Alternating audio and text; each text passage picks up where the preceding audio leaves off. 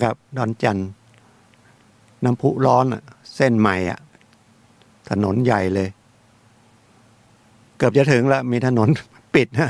ปิดถนน บอกว่ากำลังจะเทคอนกรีตหน้าเทศบาล ให้อ้อม ออกไปทาง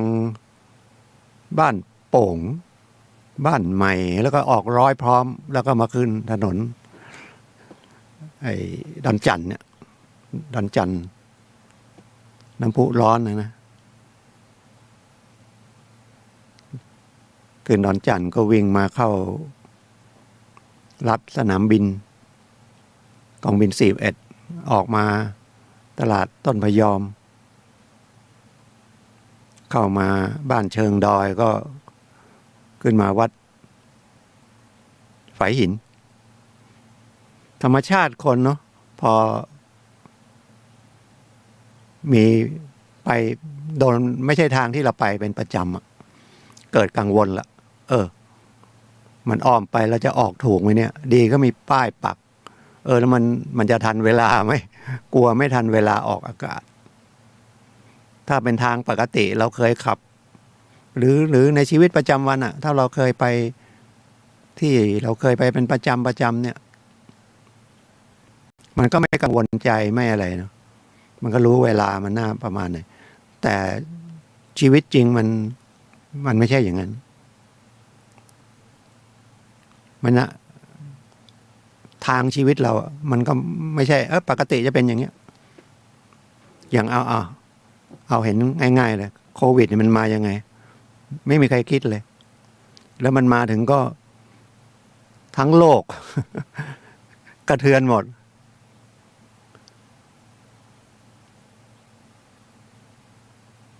เมื่อ2 วันก่อนเข้ามาเชียงใหม่ก็มาติดถ้าเข้าเส้นถนนซุปเปอร์นะเขาจะตั้งด่วนตั้งด่านตรวจเรื่องโควิดตรงเกือบจะถึงดอนจันทร์รถเลยติดยาวเลยนะครับเพราะว่าถ้ารถจากต่างจังหวัดเขาต้องตรวจนะครับแต่ที่นี่ลำพูนเชียงใหม่ก็ถือว่าใกล้เคียงกันจะไปหนองประทีปแยกหนองประทีปความจริงเข้าสันกำแพง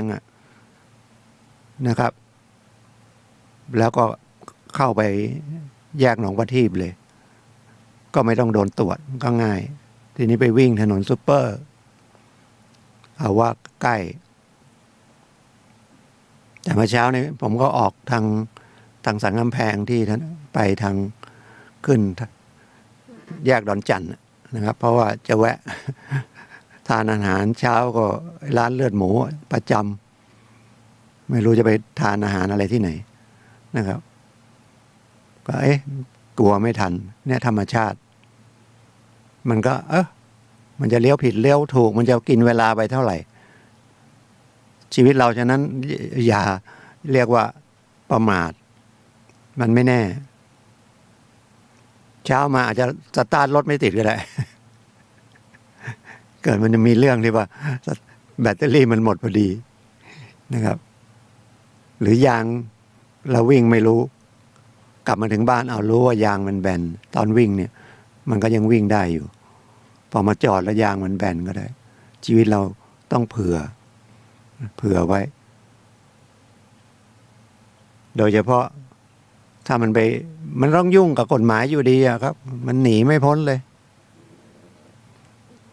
ทุกประเทศอย่าว่าประเทศไทย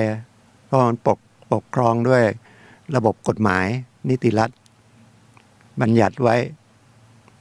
เพื่อความสุขของสังคมนะครับคนเราไม่ใช่อยู่คนเดียวถ้ามี2 คนเขาก็บอกมันต้องมีขโมยละ ถ้าของหายก็ต้องโทษอีกคนหนึ่งนะมันเกิดมีอาการแล้วก็อาจจะมีทำร้ายกันก็ได้2 คนเป็นเพื่อนกันนั่งคุยกันดีๆเกิดดื่มเหล้าไปดื่มเหล้ามาก็ทะเลาะเบาะแว้ง แล้วเผลอๆก็ฆ่ากันเลย ก็มีเนี่ยแทงตายเลย แทงทั้งหลายแผลดื่มเหล้าไปแล้วก็ทะเลาะกัน หรือเห็นแล้วก็มันน่าระวังนะมันไม่น่าเกิดขึ้นทำงานโรงงานเดียวกันเจ้านายไปเตือนหน่อยเดียวแค้นคงเตือนหลายครั้งแต่ว่ามันก็ไม่น่านะเพราะว่าทำงานมันก็เตือนกันได้ถ้ามันผิดพลาดอะไรเพราะบางคนอยู่เยอะเอาปืนไล่ยิงหน้าโรงงานเลย ดีไม่โดนใครมั้งเลขข่าวนึงก็เอาปืนมายิงขึ้นฟ้า สติไม่ค่อยดีดีนะตำรวจคนนั้นเข้าไปจับเขาคงฝึกมาละเกลี้ยกล่อมแล้วนั้นก็ยังยิงมีปืนอยู่ด้วยแล้วก็เห็นมันเป็นปืนออโตเมติกแล้วมันสไลด์มันค้างแสดงว่ากระสุนมันหมดละเขาเลยชาร์จเข้าไปจับได้อีกคนนึงก็เหมือนกับสติไม่ดีเนี่ยอะไรมันก็เกิดขึ้นโดยที่ไม่น่าเลยพิษณุโลกครับเป็นผอ.สถานีวิทยุแห่งประเทศไทยพิษณุโลกจะเกษียณอยู่เดือนกันยาที่จะถึงอีกกี่เดือนไม่กี่เดือนมิถุนากรกฎาสิงหากันยา3-4 เดือนถูกหัวหน้าช่างอะไรไม่รู้เข้าไปยิงถึงในห้องไล่ยิงเลยช่างนั้นก็ทำงานด้วยกันนะช่างอิเล็กทรอนิกส์ช่างไฟฟ้านะนักข่าวไม่ผู้สื่อข่าวยังออกรายการอยู่นะจัดรายการอยู่ได้ยินเสียงยิงแล้วนั่นก็หนีก็ยิงแล้วยังไปแทงรู้สึกจะตายไป3บาดเจ็บสาหัสอีก1ยิง4 คนฉะนั้นต้องทำยังไงให้ระมัดระวังว่ามันอะไรมันก็เกิดขึ้นได้นะครับพอมันเกิดขึ้นแล้วถึงจะมีกฎหมายดูแลตายไปแล้วจับคนฆ่าไปประหารชีวิตคนนั้นก็ไม่ฟื้นแต่ถ้าไม่มีโทษเลยมันก็ยิ่งหนักเข้าไปใหญ่โทษหรือกฎหมายที่มีโทษเนี่ยก็คือไว้บังคับเลยไว้ลงโทษแล้วทุกคนต้องรู้ไงต้องรู้ว่ามันผิดโดยเฉพาะเรื่องใหญ่ๆอย่างไปฆ่าเขาอย่างเงี้ยไปรังแกเขาไม่ผิดได้ไงไปลักทรัพย์เนี่ยไปฉุดลูกฉุดเมียเขาเอาไปทำไม่ดีไม่ร้ายไปทำอนาจารทำไปข่มขืนหรือเอาไปค้าบางทีเอาเด็กไปค้าเนี่ยหรือก็โกหกเอาสตังค์เขาก็เป็นช่อโกงหลอกมาซื้อขายของบางทีซื้อมือถือเดี๋ยวนี้เพิ่งรู้นะมือถือมันถูกลงมาเยอะเลยเดี๋ยวนี้ประมาณ 5,000 เนี่ยโอ้เยี่ยมเลยนะครับเลยนึกของเราก็เต็มแล้วน่าจะเปลี่ยนเดี๋ยวหาตังค์ก่อนนะ16 กิกะไบต์มันไม่พอมันไม่รู้มันมาจากไหนเพื่อนเยอะหรือไงมันเต็มโดยเฉพาะของแอปพลิเคชันที่ไลน์โทรศัพท์ก็ติดขึ้นมาละกลุ่มเพื่อนกลุ่มอะไรก็โหกินเนื้อที่ไปหมดเลยกินเนื้อที่ในโทรศัพท์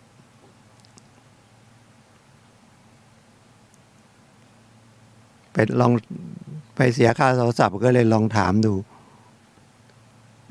7-8 พัน10,000นึงเดี๋ยวนี้เหลือ 5,499หมายว่าซื้อเครื่องเปล่านะเรามีซิมมีอะไรแล้วก็เปลี่ยน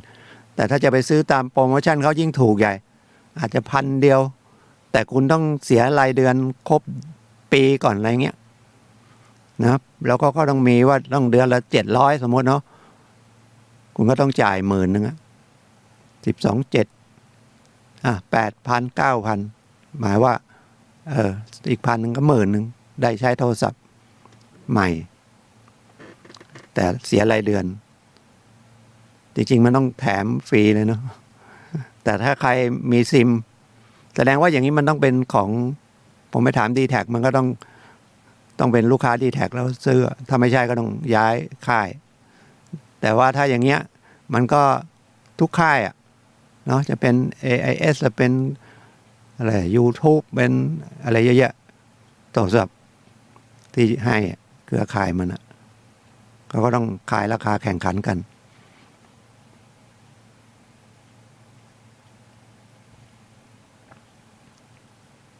มีคนโทรหา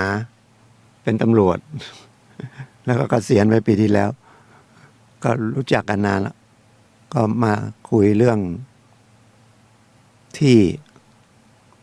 อยู่ดีโดนชาวบ้านร้องว่าปลูก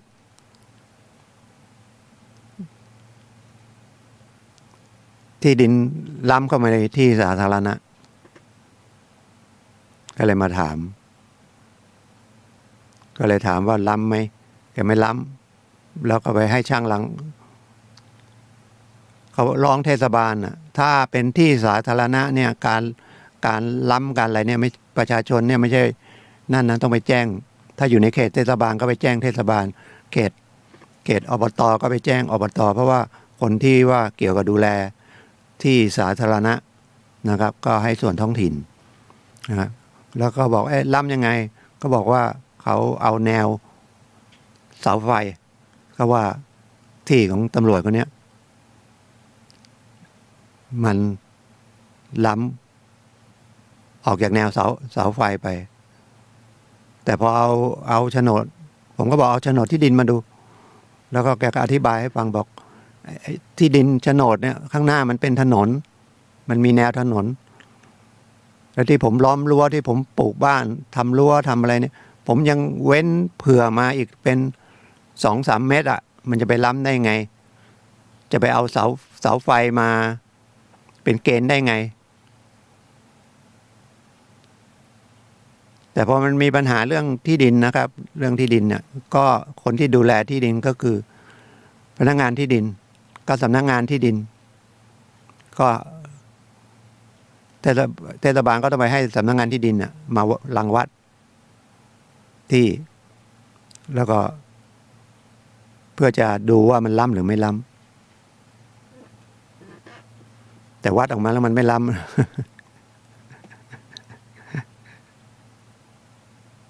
แล้วการมาวัดนี่เขาก็ต้องออกหนังสือเรียกผู้ที่เกี่ยวข้องแม้แต่เราอยากจะถ้าเกี่ยวกับบุกรุกที่ดินเนี่ยเริ่มแรกเลยนะครับไม่ใช่ไปแจ้งความถ้าไปแจ้งความตำรวจเขาก็ต้องบอกมาว่าให้คุณไปให้ที่ดินเขามาสอบเขตก่อนว่ามันล้ำยังไงแล้วก็ตอนที่มาวัดว่าคุณลองชี้ที่คุณอยู่ตรงไหนแล้วเขาก็วัดแล้วก็จะถามว่าไอ้หมุดเดิมมันมีไหนเพราะที่ดินมินโฉนดมันจะมีหมุดหลักหินอะหลักหมุดอะอย่าไปย้ายนะครับผิดกฎหมายนะครับถ้ามันหาไม่เจอคือหาไม่เจอแต่ถ้าเราเคยเห็นตรงนั้นเราก็ประมาณประอานมันเพราะว่าเราถมที่ถมอะไรไปมันอาจจะกลบหน้าไปฉะนั้นก่อนจะถมที่ถมอะไรเนี่ยวงไว้ตรงนั้นแล้วทำเครื่องหมายไว้แล้วก็อย่าถมอะไรครอบอ่ะอย่าไปถมแล้วก็หมายไว้ไม่ผมไม่แนะนำให้ขุดให้มันขึ้นมานะเพราะว่าเขาห้ามไอ้เรื่องที่ดินเนี่ยต้องให้พนักงานที่ดินหมักไอ้หลักหมุดอะนะครับไปขุดเองย้ายเองเคลื่อนย้ายเองอะไรไม่ได้ฉะนั้นวิธีก็คือมันเราจะถมที่เรารู้ตรงนี้เราก็หาอะไรครอบมันไว้แล้วก็เอาไม้แก่นไม้ที่มันทนหรือปูนซีเมนต์เลยเสาซีเมนต์เลยทำเครื่องหมายไว้ว่าหลักหมุดมันอยู่ตรงนี้เวลามีปัญหาจะได้มาดูนะครับไม่นั้นมันต้องไปขุดไปค้นดูว่าบางทีมันถมไปขุดบางทีก็เจอนะครับบางทีไม่เจอเขาก็หาที่ดินเขาจะวัดเนี่ยเขามีหมุดมาตรฐานเขาต้องเอากล้องไปตั้งตรงหมุดณมาตรฐานนั้น ในเรื่องของระบบแผนที่นะครับ แล้วถึงจะโยงเรื่องรังวัดเรื่องกล้องเรื่องอะไรที่ดินไปฉะนั้นถ้าวัดออกมายังไงถ้ามันไม่คลาดเคลื่อนมากก็ต้องตามนั้นนะครับถ้าจะโต้แย้งก็ต้องว่ากันนะครับแล้วเขาก็จะให้เราไประวังเขตถ้าไม่ไประวังเขาถือว่าไม่ติดใจนะครับเดี๋ยวเขาก็จะออกมาคำว่าไม่ติดใจก็คือยอมรับตามนั้นคล้ายๆยอมรับนะแต่ถ้าเราไปแล้วถ้าเขาให้เซ็นอะไรถ้าเกิดมันไม่ใช่นะผมยังไม่ได้ก็ควรจะโน้ตไว้เขียนลงไปนะครับว่าเซ็นเนี่ยเซ็นผมมาระวังเขตแต่ที่เขตที่วัดที่ชี้ตรงนั้นนะผมยังไม่ยอมรับบันทึกไว้หลังจากวัดไปเขาจะเรียกไปสอบสวนอีกว่าเดี๋ยวนี้วัดออกมาเป็นอย่างนี้อย่างนี้จะยอมรับหรือไม่ยอมรับถ้าไม่ยอมรับก็ต้องว่ากันสุดท้ายถ้ามันไม่ได้จริงๆก็ต้องไปขึ้นศาลนี่เรื่องอันหนึ่งที่มาคุยนะครับเป็นถือว่าเป็นอดีตตำรวจแล้วรู้จักกันตั้งกับเขาเป็นมาอยู่ตั้งกับ100 ปีอ่ะ เดี๋ยวนี้เป็นนายพันเกษียณนะครับอีกเรื่องหนึ่งท่านกำลังฟังรายการทนายความพบประชาชนนะผมทนายสุรชัยดำเนินรายการทางสถานีวิทยุวัดไฝหิน10 โมงถึง10 ถึง 11 นาฬิกานะครับ FM 104.5 หรือ Facebook หรือ YouTube วัดไฝหินนะครับก็คุยเรื่องกฎหมายคุยเรื่องทั่วๆไปนะเป็นความรู้นำมาถึงบ้านท่านนะครับถ้ามีปัญหาเดี๋ยวโทรหลังรายการก็ได้เพราะว่าโทรรายการบางทีคนไม่กล้าโทรด้วยมันจะขาดจังหวะหรือมันไม่ใช่ถามคำตอบไปได้เลยนะถ้าจะโทรก็เดี๋ยวหลัง11 นาฬิกาสัก11 นาฬิกา 15 นาทีก็โทรได้หรือวันอื่นก็ได้นะครับช่วงกลางวันนะครับก็เบอร์เดิม0896355649 อันนั้นเรื่องก็เป็นเรื่องที่ดินทีนี้ที่ดินมันมีอะไรกันจำนองนี่ก็มาถามเมื่อคืนนี่เองโทรศัพท์มาทุ่มหนึ่งโทรมาโอเคนะถ้าหลัง2 ทุ่มไปผมอาจจะปิดโทรศัพท์แล้วหรือทุ่มกว่าผมอาจจะปิดโทรศัพท์แล้วนะครับก็โทรมาเอาที่ไปจำนองประกันหนี้ให้เพื่อน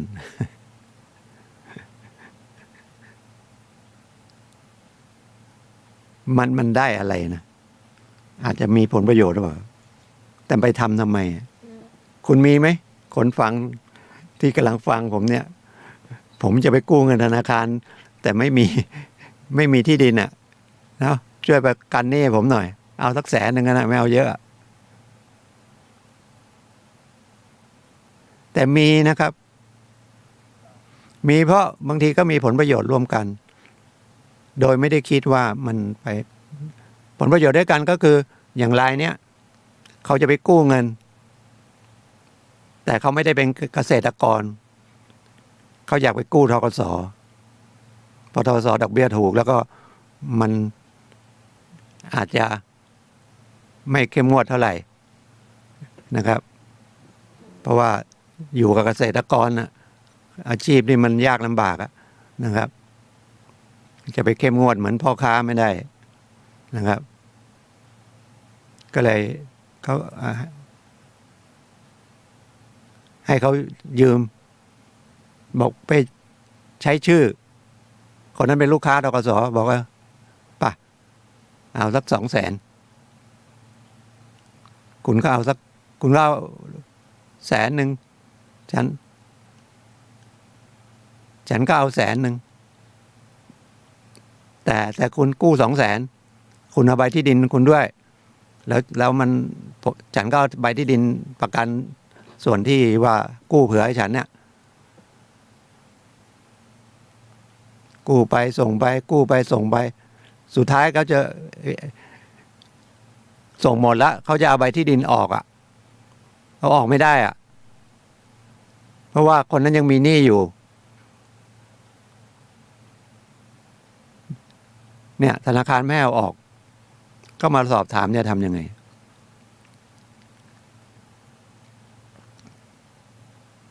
นี่อยู่ผมก็เลยรายละเอียดไม่พอก็เลยคิดไปว่านี่ที่คุณจะไปใช้อ่ะเขาก็จะไปใช้ส่วนเขา100,000ไงแล้วก็เอาใบที่ดินออกธนาคารไม่ให้เพราะว่าอีกคนมันยังมีหนี้อยู่แล้วมันหนี้อาจมันเขาเป็นลูกค้าเขาไปกู้อีกเขาไม่ใช่กู้แล้วก็ส่งกู้แล้วก็ส่งไอ้ของส่วนเราเนี่ยเราว่าเราจดไว้เราโอนเงินส่งส่วนเราเนี่ยครบ100,000ละดอกเบี้ยเราก็จะส่วนในครบ100,000ละแต่ที่เหลือมันเป็นหนี้ของลูกค้าไอ้ตัวจริงอ่ะแล้วหนี้มันเกินถ้าคุณเอาที่ดินออกมาเขาให้ออกที่ดินของลูกค้าไอ้ตัวลูกค้าจริงอ่ะมันอาจจะไม่คุ้มหนี้ไงเดิมมันไปกู้คนละ100,000ก็ตีราคาใบละ100,000แล้วมันไอ้คนที่ฝากกู้ก็ส่งหมดก็จะเอาใบตัวเองออกแต่กลายเป็นลูกหนี้ตอนนี้มันมี100,000 กว่า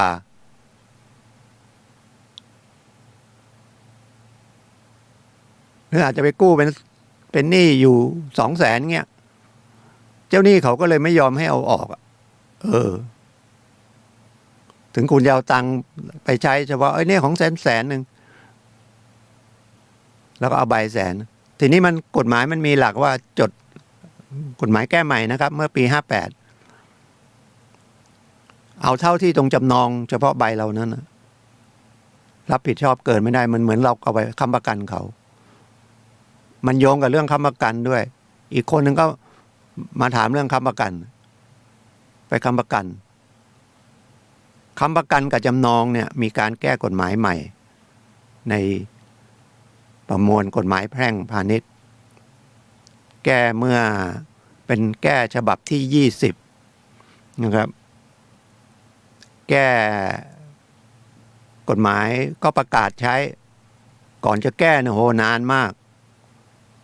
คำว่านานก็คือเรื่องค้ำประกันเรื่องขายฝากเรื่องจำนองเรื่องอะไรเนี่ยมันเป็นผลประโยชน์ของเจ้าหนี้ผลประโยชน์ของเจ้าหนี้ก็คือของเศรษฐีทั้งนั้นนะโดยเฉพาะพวกธนาคารพวกอะไรพวกนี้ก็ใช้หลักประกันค้ำประกันจำนองพวกให้กู้เงินพวกนี้เขาไม่อยากแก้โอ้กว่าจะผ่านกฎหมายผ่านอะไรมาสุดท้ายผ่านกฎหมายขอแก้นะเป็นพระราชบัญญัติแก้ไขประมวลกฎหมายแพ่งพาณิชย์ฉบับที่20ประกาศเมื่อพฤศจิกา2557ให้มีผล90วันคำว่าให้มีผลก็คือประกาศไปแล้ว90วันเพราะว่าถึงยังมีผลบังคับก็มีผลบังคับเดือนกุมภานะครับเดือนกุมภา2558พอมาใช้ก็วุ่นวายกันใหญ่ธนาคารโดยเฉพาะธนาคารยุ่งเพราะว่าเงินกู้นี่มันปล่อยเป็นเรื่องค้ำประกันเรื่องจำนองทั้งนั้นน่ะแล้วกฎหมายที่ตอนที่ร่างกฎหมายนั่นน่ะที่ออกมาน่ะเพราะว่าสภาเห็นว่าผู้ค้ำประกันนี่มันไม่ได้สตังค์ได้อะไรเลยอ่ะมันเป็นหนี้ระดับ2อ่ะแต่กฎหมายไม่ได้เอื้อประโยชน์เขาเลยยังไงก่อนที่จะแก้ไขเนี่ยมีนะครับกฎหมายเอื้อประโยชน์นะคือค้ำประกันก็คือเป็นผู้ค้ำประกันเขียนลอยไว้อย่างนั้นอ่ะแต่เจ้าหนี้เขาฉลาดอ่ะโดยเฉพาะสถาบันการเงินไม่อยากจะพูดว่าธนาคารนะเขาไปแก้เลย 4-5 ข้อเนี่ยที่เป็นประโยชน์ของผู้ค้ำประกันน่ะว่าผู้ค้ำประกันสละสิทธิ์แล้วก็ใช้ได้ด้วยเพราะว่าหลักกฎหมายคดีแพ่งเนี่ยนะครับถ้าเขาไม่มี ว่า ถ้าทำอย่างนี้เป็นโมฆะถ้าอย่างนี้เป็นโมคียะเนี่ยเป็นกฎหมายทั่วๆไปอย่างค้ำประกันอย่างเงี้ยบอกว่าต้องไปตามหนี้ลุงหนี้ก่อนเป็นประโยชน์ของต้องหลายมาตราน่ะให้แก่ผู้ค้ำแต่เมื่อมันเป็นเรื่องของกฎหมายแพ่งอ่ะเขาก็บอกให้ผู้ค้ำประกันสละสิทธิ์ถ้าไม่นั้นเขาก็ไม่ให้กู้เงินเขาก็ไม่ให้ค้ำประกันสละสิทธิ์เรื่องที่เป็นประโยชน์แก่ตัวเองแท้ๆก่อนปี58นะตอนหลังเขาใช้ยังไงเขาก็แก้นักกฎหมายมาก็แก้เก่งเขาบอกถ้าไปสละสิทธิ์อย่างนั้นถือเป็นโมฆะก็คือกฎหมายยังคุมผู้ค้ำประกันอยู่เนี่ยไปค้ำประกันแล้วก็กฎหมายก็ช่วยเหลือผู้ค้ำประกัน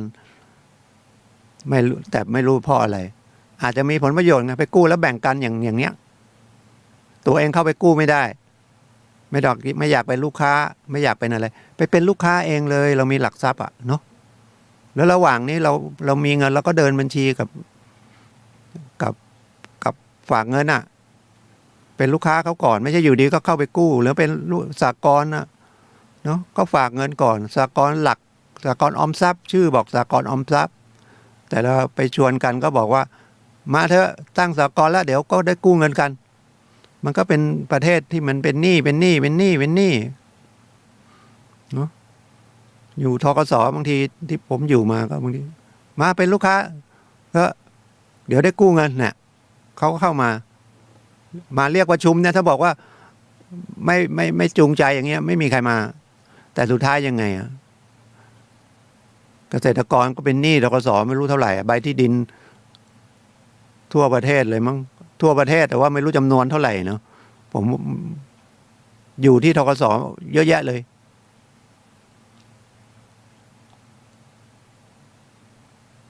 แล้วที่เหลืออยู่ก็ไม่รู้เป็นดีไม่ดี เพราะว่าถ้ามันดีเนาะเขาก็ไปเข้าแบงก์พาณิชย์อ่ะถ้าเป็นพ่อค้าก็ไปเข้าแบงก์พาณิชย์แต่ธกส.ง่ายไงนะครับคำว่าง่ายก็คือเป็นเกษตรกรก็รับไม่มีที่ดินก็ค้ำประกันกันได้เงินค้ำประกันตอนเมื่อ10 ปีที่แล้วที่ผมออกเกษียณมาก็ยังค้ำประกันกันได้เป็นแสนนะครับค้ำประกัน2 คนค้ำประกันยังไม่พอเป็นแสน2 แสน3 แสนใช้ค้ำประกันยังเรียกว่าเงินหวานอีกได้อีกจำนองได้อีกแล้วจำนองธกส.ก็ไม่ต้องเสียค่าจำนองยกเว้นนะแต่เงินที่ออกไปเนี่ยมันไม่ได้เป็นประโยชน์ต่อเกษตรจริงๆที่มันเสียหายเนี่ยแล้วอย่างเงี้ยอย่างรายที่ผมเล่าเขาทำงานบริษัทเขาก็ไม่เป็นเกษตรกรเขาก็ไปกู้เงินเกษตรกรไม่ได้ธนาคารเกษตรเพราะเกษตรมันเหมือนกับดอกเบี้ยถูกส่งนานมีอะไรก็ผ่อนปลนนะครับมันไม่เหมือนไปเช่าซื้อรถยนต์ไปกู้เงินธนาคารคุณผิดนัดเดี๋ยวเขาก็มี3 เดือนเขาก็มีหนังสือเตือนละเลย3 เดือนไปไม่ใช้เขาก็ฟ้องละธกส.มันโอ้แทบจะไม่ฟ้องลูกค้าเลยนะครับปรับโครงสร้างกันอยู่นั่นแก้ไขหนี้กันอยู่นั่นฉะนั้นเมื่อปรับโครงสร้างหนี้นะครับถ้าเราไม่ได้ไปเซ็นค้ำประกันไอ้เรื่องปรับโครงสร้างหนี้เนาะไม่ผูกพันเรานะ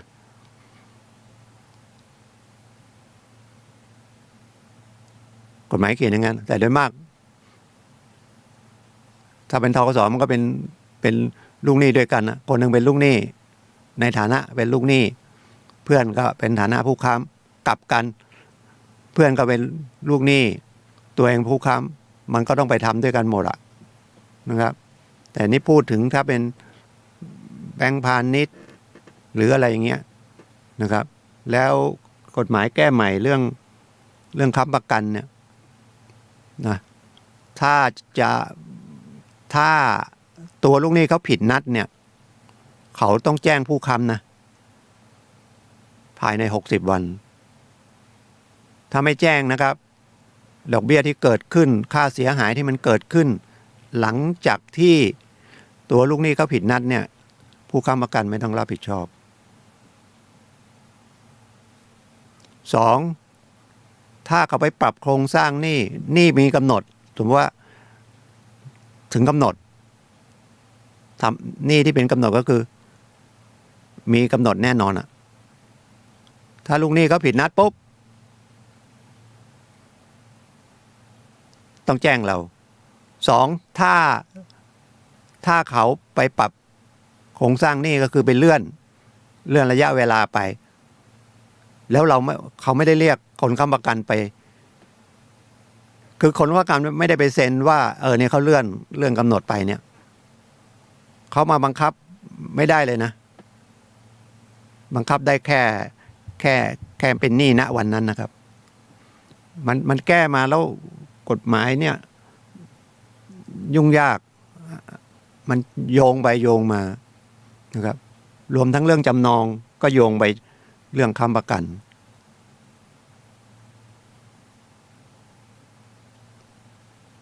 ฉะนั้นพวกที่ว่าปรับให้ปรับหนี้ให้ตัวแต่เล่นสถาบันการเงินเขาก็ศึกษาดีเขาต้องเรียกไปนะต้องเรียกไปทำแล้วก็เรียกให้ผู้ค้ำไปเซ็นรับรู้ด้วยนะถ้าเราไม่มีอะไรเกี่ยวข้องนะเป็นค้ำประกันอย่างเดียวไม่ต้องไปเซ็นนะปล่อยเขามาฟ้องก็สู้คดีได้เพราะว่า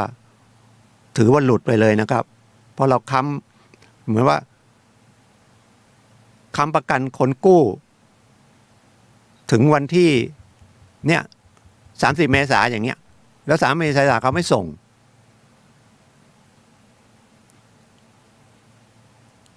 แทนที่จะแล้วก็เสร็จแล้วก็ไปเลื่อนหนี้ให้โดยไม่ได้บอกผู้ค้ำประกันนะมันกลายเป็นหนี้ใหม่ไปเลยเป็นหนี้ใหม่ที่เราไม่ได้ค้ำประกันนะแต่นี้ถ้ามันมีเรื่องอย่างนี้ต้องเป็นรายๆนะครับมาคุยรายละเอียดดูเอกสารให้มันครบถ้วนนะอันนี้บอกคร่าวๆอย่างนี้ก่อนนะครับ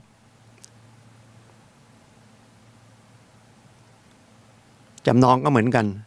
นะครับถ้ามันเลยเวลาไปแล้วเนี่ยเจ้าหนี้ต้องทำไม่เหมือนเก่ามันเหมือนเดิมก็คือไม่ต้องทำอะไรเลยเดี๋ยวนี้ต้องแจ้งภายใน60 วันถ้าไม่แจ้งนะครับพวกดอกเบี้ยหรือว่าค่าเสียหายอะไรพวกนั้นที่เกิดขึ้นหลังที่เขาผิดลูกหนี้ก็ผิดนัดตัวลูกหนี้คือตัวคนกู้แล้วเอาเงินไปนะครับแต่คนค้ำประกันก็คือไปรับรองว่าถ้าไอ้ตัวลูกหนี้ไม่ได้ชำระหนี้เราชำระให้ซึ่งเราไม่ได้ประโยชน์อะไรกฎหมายมองไม่ใช่ไปช่วยกันกู้นะว่าอยู่ดีไปค้ำประกันทำไมไม่ได้อะไรเลยแล้วก็ต้องออกกฎหมายมาดูแลผู้ค้ำเขาเป็นคนมีน้ำใจไปค้ำเขาไม่ได้ผลประโยชน์อะไรแต่กฎหมายเจ้าหนี้มาเอาเรียกว่าเอาเปรียบก็ได้เอาแบบเป็นตัวลูกหนี้เลยบางทีแล้วเวลาฟ้องก็ฟ้องรวบไปเลยก็ฟ้องรวบหมดแล้วลูกหนี้ไม่ค่อยมีฐานะแต่เจ้าหนี้มีฐานะเหมือนไปค้ำประกันรถยนต์สมัยก่อนอย่างนั้นหรือไปประค้ำสมัยก่อนทำบัตรเครดิตก็ต้องไปค้ำประกันเดี๋ยวนี้มันไม่มีนะครับฉะนั้นในการค้ำประกันการจำนองสรุปง่ายๆอย่างนี้เนาะอย่าไปเลย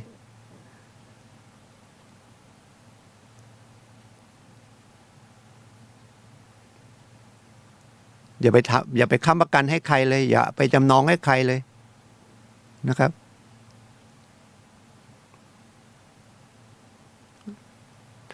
ถามว่ามันได้อะไรบางทีที่เราไปทำเพราะเราเกรงใจเพื่อนเกรงใจพี่เกรงใจน้องนะครับแล้วนอกจากเรื่องไอ้ค้ำประกันพวกนี้ยังมีอีกอันหนึ่งนะครับที่ไปประกันคนนะครับที่เรียกว่าไปประกัน เขาถูกจับก็ไปประกันเขา กฎหมายเรียกว่าขอปล่อยตัวชั่วคราวมันหนีไปก็จบ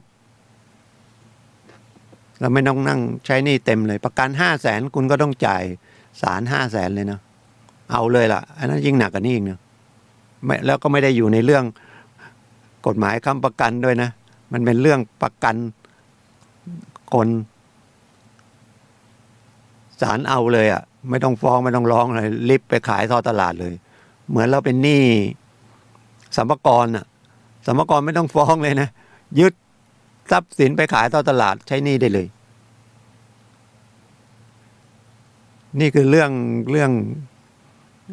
มาเล่าให้ฟังกันแล้วกันนะครับแต่ถ้ามันเป็นรายละเอียดจริงๆแต่ละรายนะครับต้องติดต่อแต่ละรายอันนี้ฟังเป็นเพื่อรู้ไว้แล้วจริงๆก็ต้องการจะเป็นหนี้ก็เป็นหนี้ตัวเองอ่ะเนาะไม่ต้องไปให้ใครไปค้ำอ่ะนะและคนค้ำก็ไม่ต้องไปค้ำอ่ะเขากู้ไม่ได้ก็เรื่องเขาต้องใจแข็งนะถ้าไม่ใจแข็งเนี่ยมันโหเห็นแล้วอเนจอนาถโดยเฉพาะบางคนเนี่ยไปค้ำเขาเป็นเกินล้านอ่ะอาจจะถูกฟ้องล้มละลายด้วยมีหนี้สินเกินล้านจากการค้ำประกันที่จริงมันผมเคยพูดว่ามันผู้ค้ำประกันนี่มันไม่น่าไปล้มละลายเขาเนาะ เขาเป็นหนี้ผมเคยพูดอย่างเงี้ยคิดว่าไอ้ไปพูดแบบยังไงเห็นใจอ่ะแต่จริงๆกฎหมายไม่ใช่ผมไปดูละเอียดแล้วนะครับเป็นผู้ล้มละลายได้นะครับเพิ่งอ่านเมื่อเช้าเนี่ยบอกคนค้ำประกันอาจจะล้มละลายเพราะไปค้ำประกันเขาเพราะว่าการหนี้บุคคลเนี่ยหนี้เกินล้านเราไปชำระไม่ได้แล้วมีหนี้สินเกินล้านถ้าเป็นคนบุคคลธรรมดาไม่เป็นไรมีหลายผมแนะนำถ้าไม่มีทรัพย์สินเลยนะหรือมีทรัพย์สินเล็กๆน้อยๆเนี่ยไม่ต้องทำอะไรเลยถ้าโดนคดีแพ่งนะไม่ต้องไปศาลก็ได้เขาฟ้องมาเดี๋ยวเขาก็มาตั้งเรื่องยึดทรัพย์ภายใน10 ปียึดไม่ได้ก็จบหรือมันมีอะไรเราไม่มีอะไรให้ยึดมันก็จบไปมันไม่มีเรื่องคุกเรื่องตารางนะครับเราเป็นหนี้แต่ไม่ใช่ว่าไปเช่าซื้อรถยนต์รถจักรยานยนต์เขาเขียนว่าถ้าผิดนัดต้องเอารถไปคืนถ้าคืนไม่ได้เขาอันนั้นเป็นคดีอาญาเนาะคำว่าเป็นคดีอาญาเขาหาช่องไงว่าคุณยักยอกทรัพย์ผมเพราะการทำสัญญาตอนนั้นเขาบอกว่าทรัพย์ต้องอยู่ที่ไหนสถานที่ตั้งทรัพย์ก็ปกติก็ที่บ้านคุณนั่นน่ะภูมิลำเนาคุณนั่นถึงเวลาเขาก็คุณไม่ชำระหนี้เขาก็ตามไปเอารถหรือตามไปเอาทรัพย์สินอื่นที่อาจจะเป็นตู้เย็นเป็นทีวีเป็นคอมพิวเตอร์เป็นมือถืออะไรที่ว่าไปเช่าซื้อเป็นรถมอเตอร์ไซค์เป็นรถยนต์อะไรพวกนี้ถ้าไม่ได้นะครับเขาอาจจะใช้ช่องทางกฎหมายที่เป็นคดีอาญาก็ฟ้องยักยอกทรัพย์อันนั้นเพื่อจะบีบเอาเงินคุณถ้าคุณเอาใช้เงินหรือไปผ่อนปลนใหม่ผ่อนใหม่อะไรอย่างเงี้ยนะเขาก็ถอนคดีอาญาหรือไม่ถอนน่ะเขาจะให้คุณส่งให้หมดก่อนแล้วถึงจะไปถอนคาไว้อย่างนั้นนะ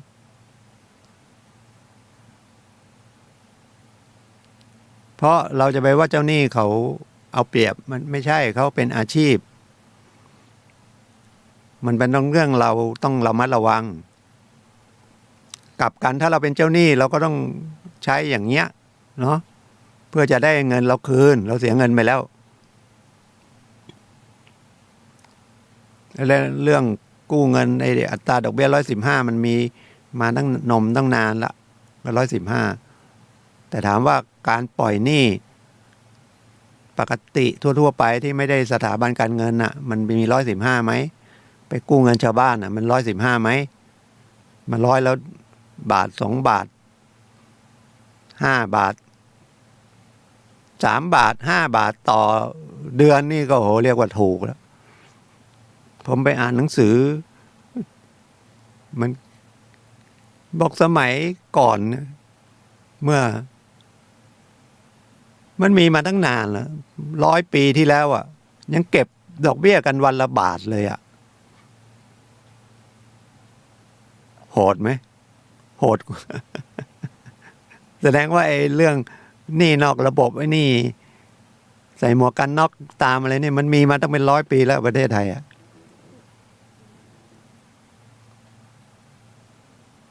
เพราะมันก็มีธรรมชาติของมันอ่ะมีคนรวยคนจนนะครับ แต่ต้องพยายามดิ้นรนนะอย่านึกหลับอะไรไม่ได้ก็ไปกู้อย่างเงี้ยมันก็จะตายพยายาม มันไม่เหมือนพ่อค้าเขาจะกู้เงินเขาคิดว่า ผลตอบแทนที่เขาจะได้เนี่ย มันมากกว่าดอกเบี้ย ได้คืนต้นเขาจะคิดอย่างนี้ว่า ยืมเงินมาเนี่ยเขาเรียกว่ากี่ปีคืนทุนก็คือชำระหนี้หมด5 ปี10 ปี3 ปีคืนต้นคืนได้หมด แล้วเขาก็มีทรัพย์สินตรงนั้นขึ้น แต่คนไทยมันส่วนหนึ่งเอารถยนต์มาส่ง5 ปีส่งหมดไม่หมดไม่รู้สมมติถ้าส่งหมด5 ปี60 เดือนอย่างนี้ก็มีนะขาย60 เดือนไม่ต้องดาวไม่ต้องอะไรเลยสมมติส่งเดือน10,000 60 เดือนก็60,000 600,000 6 ปีมันถ้า6 ปีมันต้องเท่าไหร่72 เดือนอ่ะเดือน10,000ก็700,000อ่ะแต่รถเงินไอ้รถคันนั้นมันประมาณ400,000เท่านั้นแหละดอกเบี้ยขึ้นมาตั้ง300,000อ่ะแล้วรถไปหากินได้ไหมแล้วราคารถมันเพิ่มขึ้นไหมแล้วมันส่งไหวไหมถ้าส่งไหวเขาก็ต้องฟ้องเราเอารถคืนแล้วก็เขาก็เขียนในคำฟ้องนะเอารถคืนหรือไม่นั้นก็ใช้ราคาตามที่เป็นหนี้แล้วคนก็ไปตีความว่าถ้าเอารถคืนแล้วหนี้จบหนี้มันไม่จบนะครับเขาต้องเอารถไปขายท่อตลาดก่อนแล้วรถยนต์เนี่ยที่มันซื้อไปเนี่ยมันมีราคาสูงไหมซื้อไปวันนี้กับอีก3 ปีอ่ะมันมีราคาสูงไหมหรือมันมีราคาต่ำซื้อ400,000วันเนี้ย3 ปีมันเหลือสัก200,000ได้ไหม300,000ได้ไหมส่งไม่ได้ไอ้ที่ส่งไปแล้วก็ส่งไปนี่ลดมาหน่อยนึงได้ลดไปขายมันก็ไม่คุ้มหนี้เขาก็ต้องเอาส่วนที่ไม่คุ้มหนี้เรียกว่าค่าส่วนขาดเอาอีกอย่าไปเข้าใจนะว่าเวลาโดนฟ้องแล้วเห็นเขาเขียนอย่างนี้ว่าเฮ้ยฉันเอารถไปให้เขาแล้วเอารถคืนแล้วจบแล้วไม่จบนะครับเขาต้องไปขายทอดตลาดแล้วตอนขายทอดตลาดเขาก็แจ้งมาให้เราด้วยถ้าคุณจะไปสู้ราคาคุณก็ต้องส่งส่วนมันไม่ได้ราคาที่เป็นหนี้สมมติว่าเป็นหนี้200,000มายึดรถมันขายได้200,000มันก็โอเคจบถ้ามันขายไม่ถึง200,000ค้างอีกเท่าไหร่ค้างอีก50,000เขาต้องมาตามคุณอีกไม่นั้นเขาจะอยู่ได้ยังไงถูกไหมครับเพราะว่าไม่นั้นก็ทุกคนก็เอารถมาใช้พังไปหมดแล้วก็เอาคืนไปเถอะ มันเป็นไปไม่ได้มันผิดหลักธรรมชาติกฎหมายมันก็มาจากหลักธรรมชาตินะครับ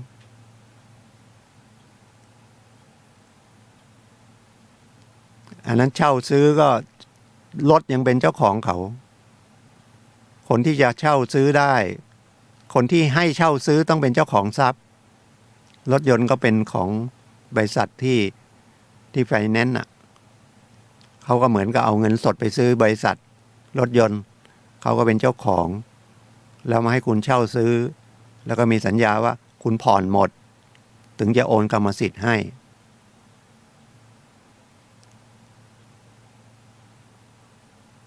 แต่ถ้าไปซื้อบ้านเนี่ยมันโอนให้เราเลยแล้วเราไปจำนอง เอาเงินสถาบันการเงินเอาจากธนาคารไปใช้ให้คนที่ซื้อบ้านที่ขายบ้านให้เรา ถ้าคุณส่งได้ก็ไปถ่ายถอนจำนองก็จบ แต่ซื้อบ้านเนี่ยโอกาสมันไม่ขาดทุนแล้วเผลอๆก็ได้กำไรซื้อแต่แนะนำว่าให้ซื้อบ้านจัดสรรนะมันขายง่ายไม่ใช่มีที่ดินแล้วก็ไปกู้เงินมาปลูกบ้านตัวเองมันขายยากกว่าราคามันไม่ดีแล้วก็ถ้าจะเอาที่ดินเราไปกู้เงินปลูกบ้านก็คุยเผื่ออีกหน่อยนึงถ้าเราจะปลูกบ้านใช้เนื้อที่สักงานหนึ่งอย่างเงี้ยแล้วมีใบที่ดินอยู่ตั้งไร่นึงเนี่ยผมแนะนำเลยนะครับไปแบ่งแยกอย่าไปเสียดายค่าแบ่งแยกแบ่งมาอีกโฉนดหนึ่งเลย100 ตารางวาแล้วไปเข้าธนาคารแล้วก็ปลูกบ้านเอามาปลูกบ้านถ้าเราจะเอาอย่างนี้นะครับเสียหายก็เสียแค่ตรงนั้นอะที่จริงธนาคารก็ไม่เสียหายอะไรหรอกเพราะว่าเงินที่คุณไปกู้มาสมมติว่าเอาใบ1 งานเนี่ยไปเข้าแล้วเราจะปลูกบ้านสัก500,000เขาก็ผ่อนให้เป็นงวดอะคุณลงเสาเข็มสารลากตามสัญญา2-3 แสนเสร็จเป็นล้านหลังหนึ่งที่ดินแปลงนั้นมันก็มีบ้านขึ้นมามันก็คุ้มราคาละนะครับแต่ถ้าคุณยกเอาไปทั้งไร่เลยเวลามันมีปัญหาเขาก็เอาทั้งไร่นั่นนะไปขายอะนะครับแต่คนส่วนใหญ่ก็บอกว่าไม่แปะช่างมันส่งไหวบางทีไปเอาเงินโอดีนะอยากได้เงินธนาคารล้านหนึ่งยกไปเลยแปลงหนึ่ง40 ไร่นาแล้วเงินโอดีเนี่ยดอกเบี้ยทบต้นทำไปทำมาเอามาค้าขายนะครับแต่สุรุ่ยสุร่ายไม่รู้อันไหนกำไรไม่รู้อันไหนขาดทุนไม่รู้ไหนทุนไม่รู้ไหนกำไรไปมาดอกกลายเป็น2 ล้านธนาคารยึดไปเลย40 ไร่มันต้องแบ่งนะครับถามว่าจะไปเอาเงินล้านใช้ที่ประมาณเท่าไหร่แบ่งไปเลยมันจะได้เหลือแล้วก็ยังไปขายได้ระหว่างนั้นนะครับถ้ามันติดจำนองไปทั้งผืนเลยเนี่ยเป็นดิ้นรนอะไรไม่ได้เลยนะครับธนาคารก็ไม่ยอมเราเวลาต่อรองอะไรกับเขาเพราะว่าเขาได้เปรียบนะครับก็ยืดไปหมดเลยเสร็จแล้วก็ไปขายทอดตลาดแต่ขายทอดตลาดได้เงินใช้หนี้เท่าที่จำนองทั้งต้นทั้งดอกอะไรอย่างเงี้ยนะครับเหลือก็คืนให้เราแต่ถามว่าไปขายทอดตลาดเนี่ยโอกาสมันจะราคาได้ดีกว่าขายธรรมดาไหมนะครับแต่อะไรมันก็ไม่แน่เนาะผมเห็นไปขายทอดตลาดได้ราคาดีก็มีนะครับขายเองอาจจะไม่ได้ราคาขนาดนั้นน่ะแต่แม่ออนอ่ะที่ไม่เท่าไหร่อ่ะงานหนึ่ง2 งาน3 งานไร่หนึ่งเนี่ยขายได้เป็นล้านอ่ะเป็นหนี้2-3 แสนอ่ะ2-3 แสนใช้หนี้2-3 แสนก็เหลืออีก7-8 แสนอ่ะถ้าไปขายเองมันอาจจะได้ไหมแต่ถ้าเป็นรถยนต์เนี่ยมันไม่มีเหมือนกับที่ดินนะครับอันนี้ก็คุยกันหลายเรื่องนะครับทั้งจริงๆก็อยากเรื่องค้ำประกันเรื่องจำนองเรื่องเช่าซื้อนะครับถ้าเป็นผู้ค้ำประกันอย่าไปค้ำเลยไม่รู้ได้อะไรขึ้นมานะครับแต่ถ้ามันผิดพลาดไปแล้วก็ว่ากันเป็นรายๆนะครับจะแก้ไขยังไงต้องเอาเอกสารมาดูทั้งหมดแต่โอกาสก็กฎหมายก็แก้ใหม่ก็พยายามจะให้ผู้ค้ำประกันนะครับเสียหายน้อยที่สุดเอาง่ายๆอย่างเงี้ยแต่อยู่ที่เราเราไม่ระวังเอง